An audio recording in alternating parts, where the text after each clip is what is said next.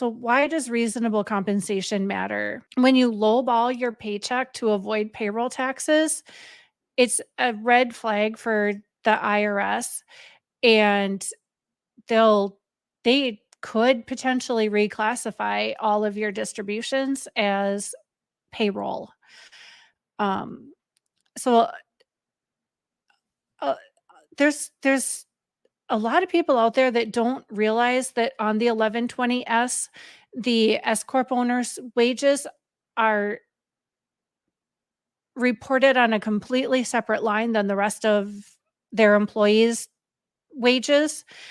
And that is how the IRS knows what the owner's compensation is.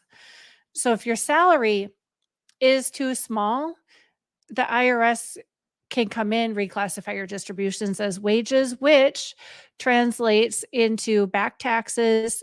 They'll issue interest and penalties. And some of the penalties that they can issue are failure to make a proper deposit and failure to pay. And if you don't have other employees, you could also be hit with a failure to file the 941 and 940. Running your payroll through your wages through payroll, it opens you up to getting either a simple IRA, a Roth IRA, 401k, or any other.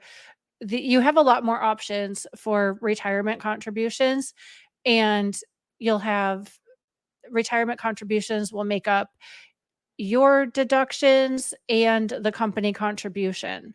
So it'll really help with your retirement goals to have a reasonable compensation.